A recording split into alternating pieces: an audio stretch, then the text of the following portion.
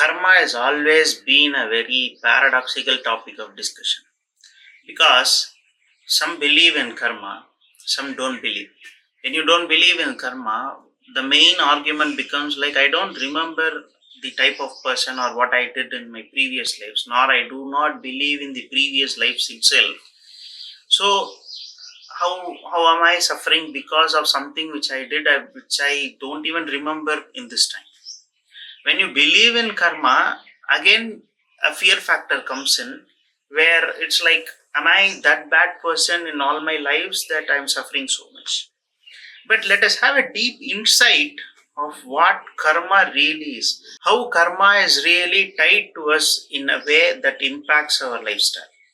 Where does this karma reside in our body, or where it is tied to us? It is tied in three parts of our body, or in our subtle body, called a chakra points. In Mooladhara chakra, Manipuraka chakra and Agya chakra. It is tied in three of these points. Okay, let's have a deep insight. What is tied in Mooladhara chakra? The knot in Mooladhara chakra is called as Brahma Grandhi. It is called as Brahma Grandhi because Brahma Genesis, Grandhi is not, and it is called as Brahma Grandhi. And this Brahma Grandhi denotes all the karmic ties we have with our birth relationships and birth, like our paternal, maternal, all the circumstances which has been created through our birth in this lifetime. And in Manipuraka chakra, it's Vishnu Grandhi. Vishnu Grandhi is like the relationships which we form in the circumstances and in this birth. Like maybe it's a wife or friend or acquaintance, guests, people we know, people we don't know, our pets. Everything comes under this Vishnu Grandhi knot. Agya chakra is Rudra Grandhi, where this Rudra Grandhi is like all the spiritual debts, all the knowledges which we have sought in previous lifestyles, and things which has to be or yet to be completed. All these karmic ties are fixed to the Rudra Grandhi. So to put it in a perspective, see it as a glacier. Karma doesn't actually activate in all sort of forms. Like you don't incur or you don't get to feel all the karmas all the times. How does this manifest then? It is like a glacier. Think of it as a glacier in three different layers. Only when that part of the point is heated up, you get to see the flow in your life. Brahma Grandhi is default. You need not activate it because you live in certain circumstances, you do certain actions based on your birth, you do certain actions told by your parents, so it is activated. There is no doubt in it. Vishnu Grandhi is activated when you form friendships and when you form people around you, when you interact with everybody and you try to interact with the life itself. Rudra Grandhi is when you realize something you want and you seek after it. When you seek after it, the Rudra Grandhi starts to activate. When these three knots are three places where the karmic knots is tied to us, it gets activated, you get to experience happiness or sorrow incidents which is more related to this karma things. This is the basic of the karmic philosophy, and this karmic knots are not like a curse or being put upon you like anything. No, it is like a glacier which is there, which is accumulated over a period of time, period of janmas maybe.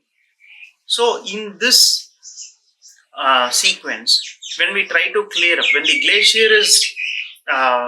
glacier is being pulled down, when the glacier is melted fully, you don't get the waters again. So that is where we say as papa karma and punya karma being neutralized. It is being neutralized so that you don't get to have the janmas again, because you don't have the glaciers. There is no flow in it. So you become the one with the eternal consciousness, maybe the Brahman itself. That is the basic philosophy of karma itself. It is not that all times, all places you are into the karmic jail or the burden. Sometimes if the glacier is pure, and whatever you are trying to achieve will be on your line, because the glacier, if there is lot of good karmas, when it melts, it gives you benefits. When there is lot of bad karmas, when it melts, it gives you the problems. So all these things are the basic construct of the karma. I am not going to enumerate or propaganda that the karma is the final verdict. No, it's like a glacier. If we have melted, then we would have a different lifestyle altogether. So this is the basic philosophy of karma. In Shaktis, in Shambhavi Peetam, in Shakti Upasana, or the sadhana we take, we are trying to invoke Devi on ourselves so that these karmic knots are cut by herself. How?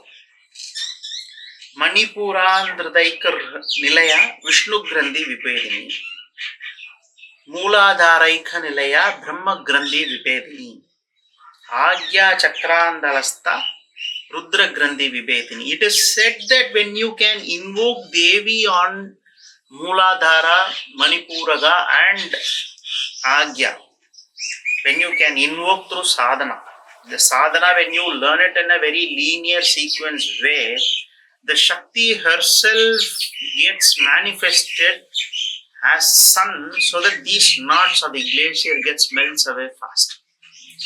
When these things gets finished fast, we get to be the one with the eternal consciousness, or as a Shakta, I believe we become Devi herself.